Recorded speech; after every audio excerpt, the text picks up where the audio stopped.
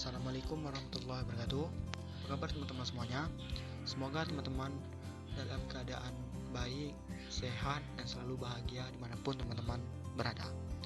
Di dalam video ini kita akan membahas tentang filsafat pendidikan. Nah, mendengar kata-kata filsafat, pasti pikiran kita bertuju kepada masa lalu atau masa lampau. Lalu pendidikan, siapa yang tidak tahu dengan pendidikan? Umur 6 tahun, 7 tahun kita sudah mengenal yang namanya pendidikan. Nah, sebelum kita membahas tentang filsafat itu apa, pendidikan itu apa, teman-teman semuanya jangan lupa like, komen, dan subscribe. Itu sangat penting bagi saya.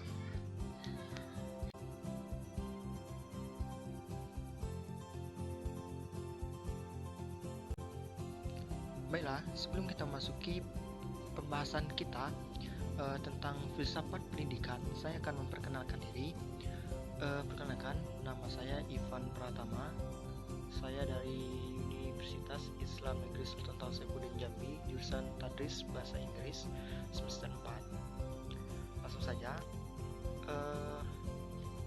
bahasan kita pada kali ini adalah tentang filsafat pendidikan.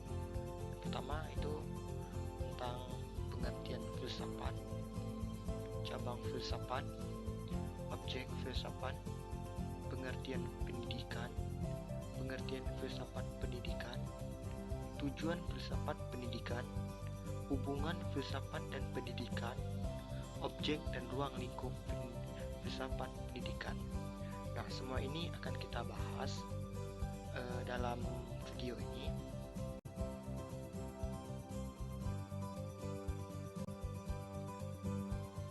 Baiklah, memasuki materi kita yang pertama, yaitu pengertian filsafat. Filsafat berasal dari bahasa Yunani, yaitu filosofia, philo yang berarti cinta, dan sophia kebijaksanaan, kebenaran, dan lain-lain. Banyak sekali arti dari sophia itu sendiri. Nah, menurut Kamus Besar Bahasa Indonesia, filsafat adalah pengetahuan penyelidikan dengan akal budi mengenai hakikat segala yang ada, sebab asal dan hukumnya. Teori yang mendasari alam pikiran atau suatu kegiatan ilmu yang merintikan logika, estetika, metafisika, dan epistemologi. Nah, menurut sejarah Pythagoras, orang yang pertama kali memakai kata filosofia, beliau mengemukakan bahwa manusia dapat dibagi menjadi 3 tipe: mereka yang mencintai kesenangan, mereka yang mencintai kegiatan, dan mereka yang mencintai kebijaksanaan. Nah, menurut Muhammad Nur Syams menjelaskan bahwa filsafat adalah suatu lapangan pemikiran dan penyelidikan manusia yang amat luas. Kebenaran filsafat adalah kebenaran yang relatif, artinya kebenaran itu sendiri selalu mengalami perkembangan sesuai dengan perubahan zaman dan perubahan manusia. Nah, dapat diambil suatu pengertian bahwa filsafat adalah ilmu pengetahuan yang amat luas yang berusaha untuk memahami persoalan-persoalan yang timbul di dalam keseluruhan ruang lingkup pengalaman manusia. Selanjutnya itu ada cabang-cabang filsafat. Nah, cabang-cabang filsafat ini ada 3 karya-karya besar seperti Aristoteles dan Immanuel Kant. Yang pertama itu karya-karyanya kenyataan, nilai, pengetahuan. Nah, 3 karya ini dikaji lagi dalam cabang filsafat. Kenyataan dikaji di bidang metafisika, lalu nilai dikaji di bidang aksiologi, pengetahuan dikaji di bidang epistemologi.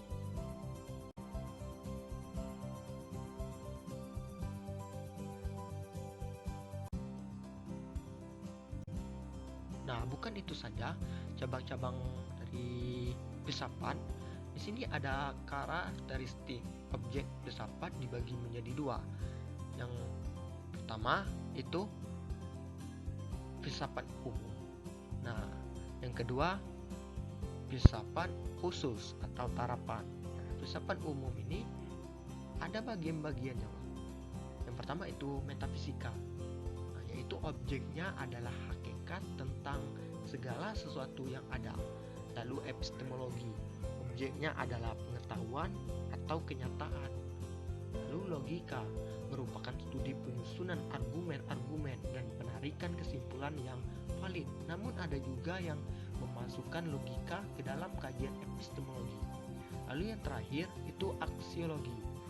Objek kajian adalah hakikat menilai kenyataan. Nah, itu dari penjelasan filsafat umum. Lalu kita lari ke filsafat usus atau tarapan. Nah, filsafat usus tarapan ini lebih mengkaji pada salah satu aspek kehidupan seperti filsafat hukum, pendidikan, dan bahasa.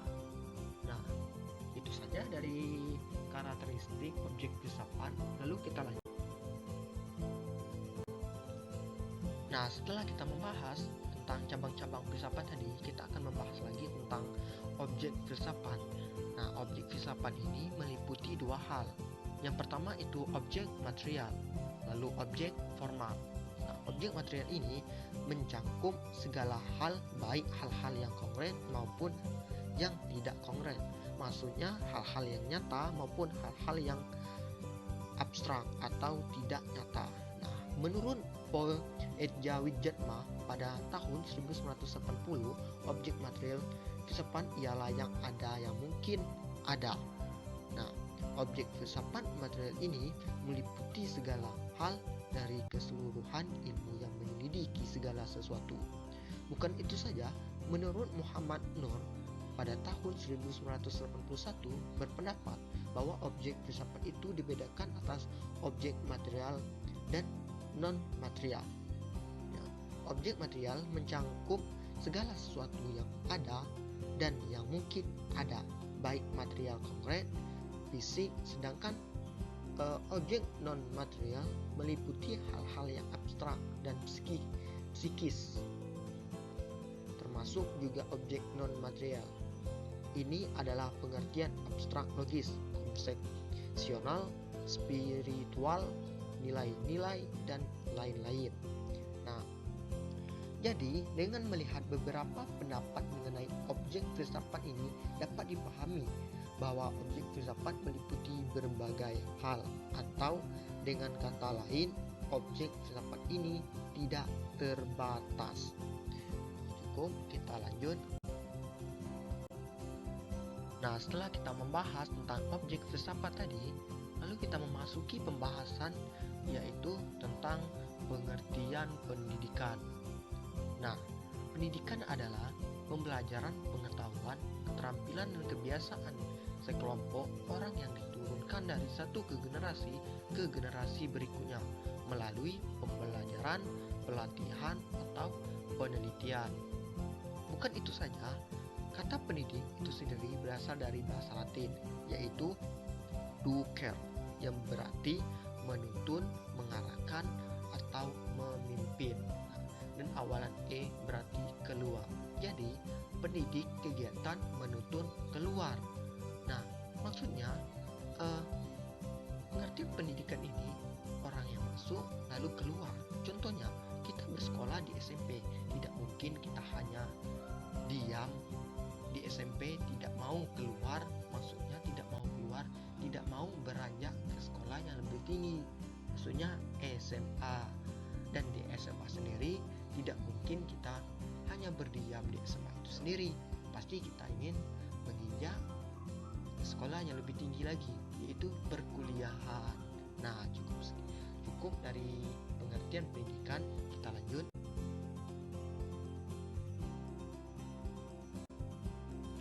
Nah, selanjutnya kita akan membahas tentang pengertian filsafat pendidikan. Tadi kita sudah membahas tentang pengertian filsafat dan pengertian pendidikan. Nah, sekarang kita membahas tentang kedua-duanya, pengertian filsafat pendidikan. Nah, filsafat pendidikan ini adalah dua istilah yang mempunyai makna sendiri, akan tetapi ketika digabungkan akan menjadi sebuah tema yang baru dan khusus.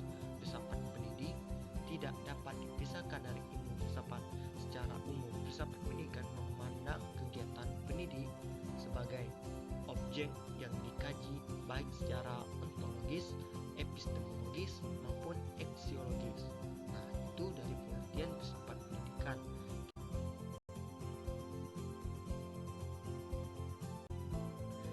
Nah, selanjutnya kita akan membahas tentang tujuan filsafat pendidikan.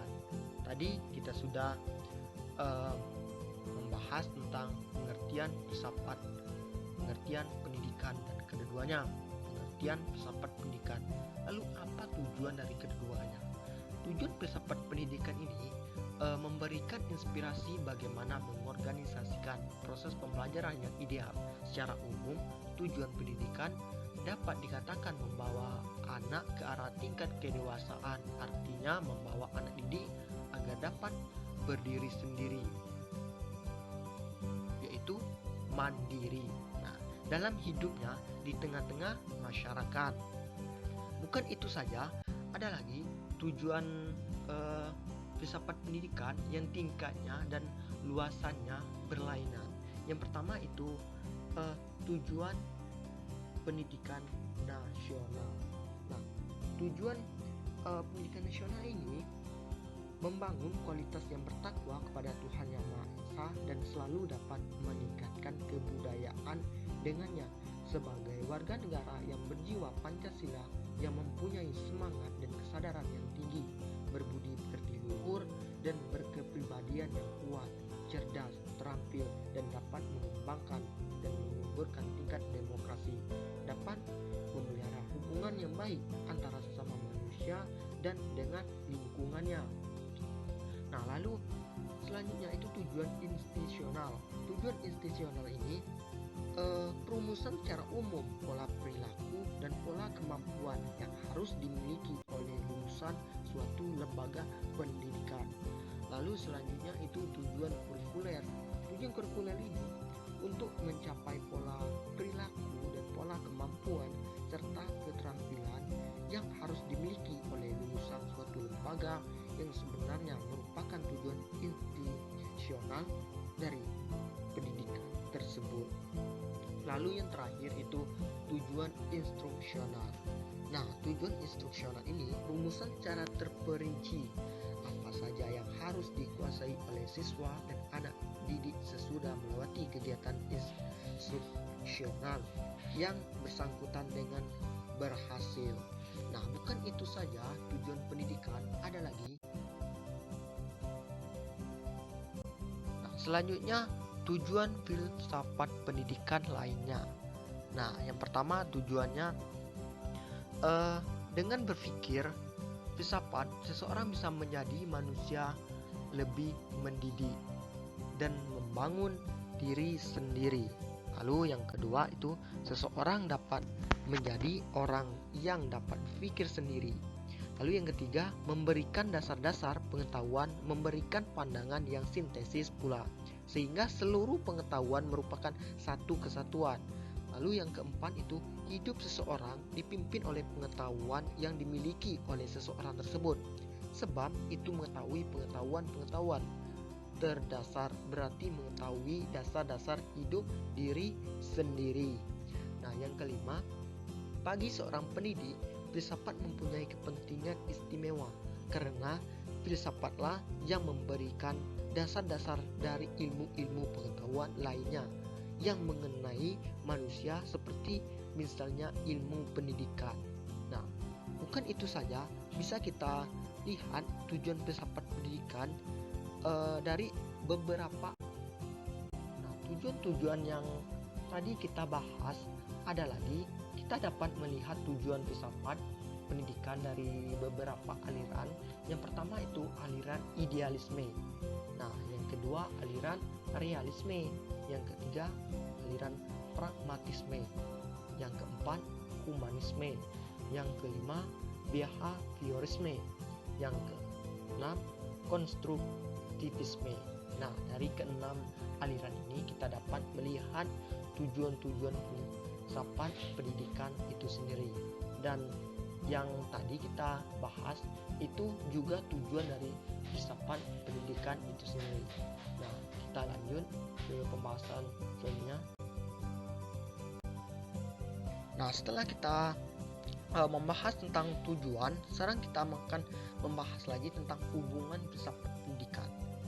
Hubungan filsafat dan pendidikan ini ada hubungan fungsional. Yang pertama itu filsafat dalam arti filosofis merupakan satu cara pendekatan yang dipakai dalam memecahkan problematika pendidikan dan menyusun teori-teori pendidikan oleh para ahli. Selanjutnya, filsafat berfungsi memberi arah bagi teori pendidikan yang telah ada menurut aliran filsafat tertentu yang memiliki relevansi dengan kehidupan yang nyata. Selanjutnya, dalam hal ini filsafat pendidikan mempunyai fungsi untuk memberikan petunjuk dan arah dalam mengembangkan teori-teori pendidikan menjadi ilmu pendidikan. Nah, di samping hubungan fungsional ini, antara filsafat dan teori pendidikan juga terdapat hubungan yang bersifat suplementer. Nah, sebagaimana dikemukakan oleh Ali Saifullah dalam bukunya. Yang pertama itu kegiatan merumuskan dasar-dasar dan tujuan-tujuan pendidikan, konsep tentang sifat hakikat manusia, serta konsepsi hakikat dan segi-segi pendidikan, serta ini moral pendidikannya. Nah, lalu selanjutnya kegiatan merumuskan sistem atau teori pendidikan yang meliputi politik pendidikan, kepemimpinan pendidikan atau organisasi pendidikan. Nah, metodologi pendidikan dan pengajaran. Nah, termasuk pola-pola akulturasi dan peran pendidikan dalam pembangunan masyarakat dan negara. Nah, itu hubungan dari filsafat dan pendidikan dalam fungsional. Nah, lalu selanjutnya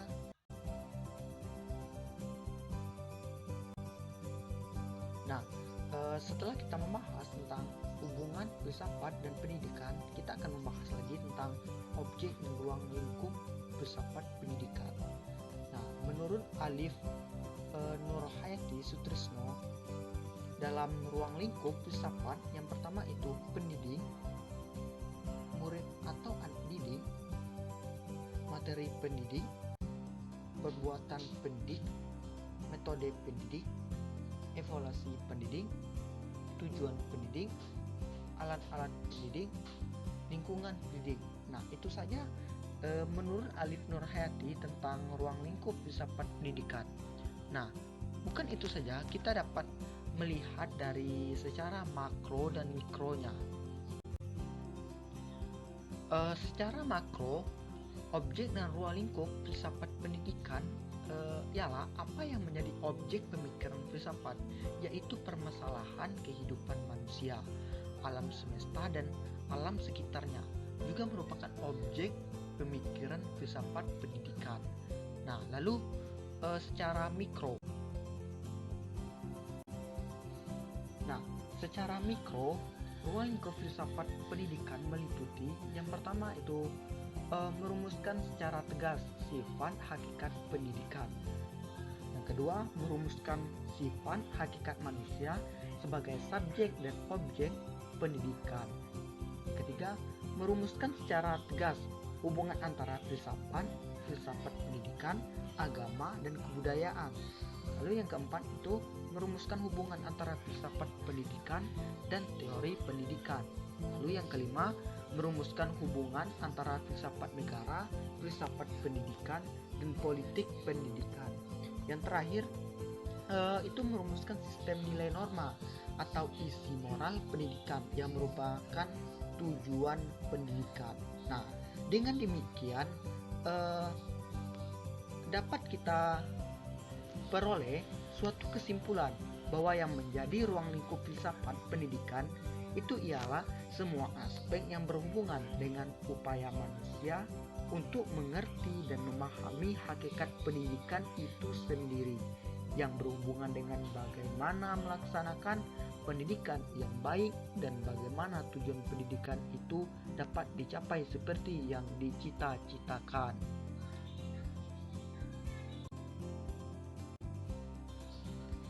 Tidak terasa sudah habis pembahasan kita. Semoga apa yang saya bahas tadi bisa bermanfaat bagi teman-teman sekalian, dan apabila ada kesalahan kata atau ucapan, saya mohon maaf. Saya hanyalah manusia biasa, tidak luput dari kesalahan dan kehilafan. Dan saya akhiri dengan Wassalamualaikum warahmatullahi